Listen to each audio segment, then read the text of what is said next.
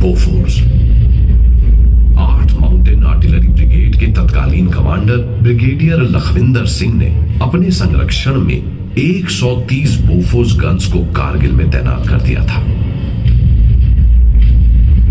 जून के पहले हफ्ते में भारतीय सेना ने दुश्मन के कब्जे वापस हथियाने का काम शुरू कर दिया। 6 और 7 जून को 5.5990 पर जवाबी हमला किया गया। 18,500 फुट की ऊंचाई पर कैप्टन हनीफुद्दीन की अगुवाई में राजा रामचंद्र की जय के युद्ध घोष के साथ 11 राजपुताना राइफल के जवान दुश्मन पर टूट पड़े।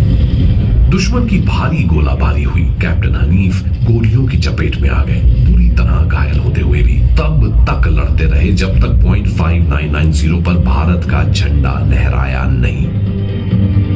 उसे देखने के बाद ही कैप्टन हनीफुद्दीन की सांसें रुकी और वो शहीद हो गए। उनकी वीरता के सम्मान में आज उस इलाके का नाम सब सेक्टर हनीफ हो चुका है और उन्हें मरणोपरांत वीर चक्र से सम्मानित किया गया। लेकर जान हथेली पर कतरा कतरा कुर्बान तुझ पर, झुकने न देंगे हम तेरा सर।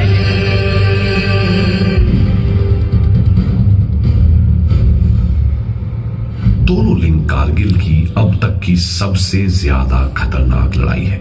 तोलोलिंग और उसके आसपास के इलाके में ही पाकिस्तान ने सबसे ज्यादा घुसपैठ की थी और यहीं से ऑपरेशन विजय ने एक बेहद निर्णायक मोड़ लिया था। नेशनल हाईवे अभी भी पूरी तरह सुरक्षित नहीं था। नेशनल हाईवे को सुरक्षित करने की जिम्मेदारी 56 माउंटेन ब्रिगेड के कमांडर ब्रिगेडियर अमर ऑल को सौंपी गई। प्लान के मुताबिक कर्नल कुशल ठाकुर कमांडिंग ऑफिसर 18 ग्रेनेडियर्स को तोलोलिंग को कैप्चर करना था। ऐसे में सामने आए 18 ग्रेनेडियर्स के लेफ्टिनेंट कर्नल आर विश्वनाथन और मेजर राजेश अधिकारी। उनका मिशन था अपनी पलटन के साथ लक्ष्य के समीप पहुंचकर दुश्मन से नजरें बचाकर एक कैंप तैयार करना ताकि दुश्मन की जानकारी लगातार मिलती रहे। 18 ग्रेनेडियर के वो वीर ऊंचाई पर बैठे बुज़दिल दुश्मन की लगातार चलती गोलियों के बीच आगे बढ़ते रहे। दोनों बहादुर ऑफिसरों ने अपनी जान दे दी मगर अपनी पलटन को न रुकने दिया न मुड़ने दिया।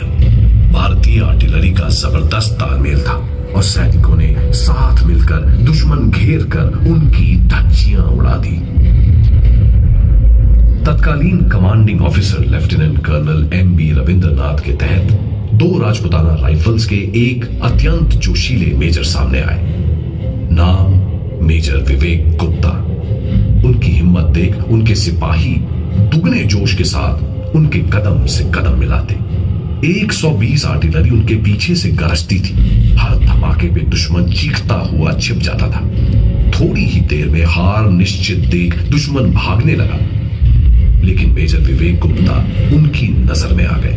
13 जून 1999 को तोलोलिंग की पहाड़ी को भारत ने वापस हासिल कर लिया, लेकिन जीत की खुशी को मनाने के लिए मेजर विवेक गुप्ता इस दुनिया में नहीं थे। रणभूमि में शहीद हुए वीरों पर अफसोस नहीं करते, उनकी इस शहादत पे नाज करते हैं।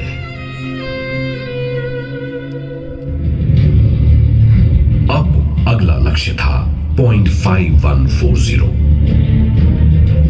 13 जम्मू कश्मीर राइफल्स में कप्तान Sanjeev Jamwal bravo company commander और captain Vikram Batra delta company commander के तौर पर तैनात थे।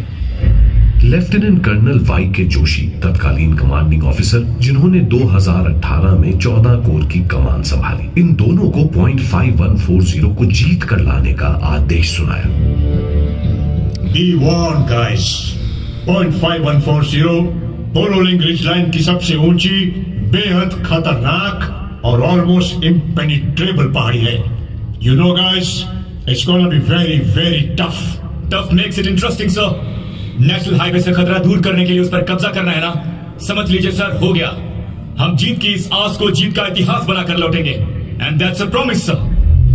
20 जून सुबह 3:15 पर कैप्टन संजीव जामवाल ने अपनी ब्रावो कंपनी के साथ पॉइंट 5140 पर मौजूद 7 में से 2 बंकर पर कब्जा कर लिया और पहले से निर्धारित सक्सेस सिग्नल ओ या कहकर अपने कमांडिंग ऑफिसर को जीत की जानकारी दी।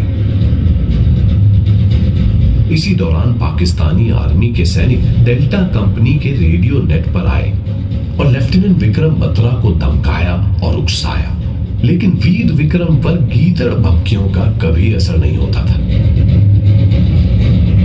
लेफ्टिनेंट विक्रम बत्रा ने अपनी डेल्टा कंपनी के साथ दुर्गा माता की जय के जयकारों के साथ बाकी बचे 5 बंकर पर हमला बोल दिया और अकेले ही दुश्मन के 4 सैनिकों को मार गिराया। सुबह 4:35 पर कैप्टन विक्रम बत्रा ने अपने कमांडिंग ऑफिसर को जीत का सक्सेस सिग्नल दिया।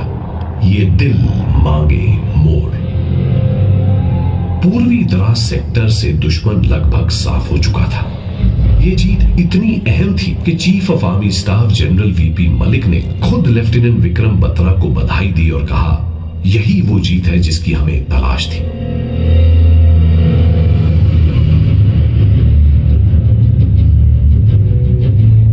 उसकी बहादुरी ने भारतीय सैनिकों के मन में नया जोश भर दिया था। उसका नाम बदल कर रखा शेरशाह। शेरशाह, शेरशाह, शेरशाह, शेरशाह, शेरशाह, वो जिसके सामने दुश्मन कभी नहीं टिका, जो टिक गया समझो मिट गया। दोनों लिंग और पॉइंट 5140 से खदेड़े जाने के बाद पाकिस्तानी अब पॉइंट 4700 पर जम गए। 18 गढ़वाल राइफल्स के जवानों ने भारी गोलाबारी के बीच बड़े चौंका देने वाले तरीके से दुश्मन पर हमला कर उन्हें जड़ से उखाड़ दिया और पॉइंट 4700 पर अपनी जीत दर्ज की। पाकिस्तानी आर्टिलरी 3 पिंपल इलाके में बैठकर हम पर सटीक निशानेबाजी कर रही थी। श्री रामचंद्र की। मेजर आचार्य और कप्तान विजयन थापड़ ने अपने साथियों के साथ मिलकर दुश्मन पर हमला बोल दिया। जख्मी होने के बावजूद दुश्मन से लड़ते रहे और आगे बढ़ते रहे। कामयाबी तो मिली, पर अपनी जान की कुर्बानी देकर। 3 पिंपल्स की लोन हिल पर अभी दुश्मन का ही कब्जा था।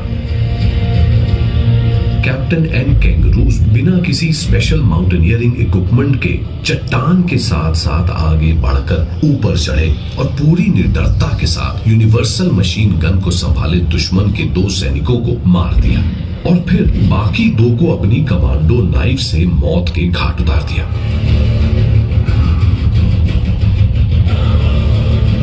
इस पूरी कार्रवाई के दौरान वो बुरी तरह जख्मी हो गए और वीर गति को प्राप्त हुए।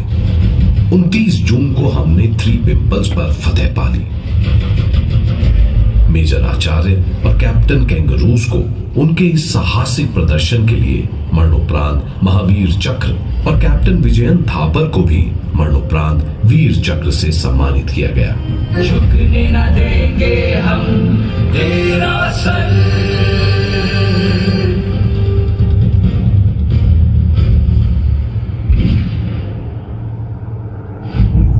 उधर दूसरी तरफ 30 जून को हमने खानूबर की रिज लाइन पर अपनी पकड़ बना ली।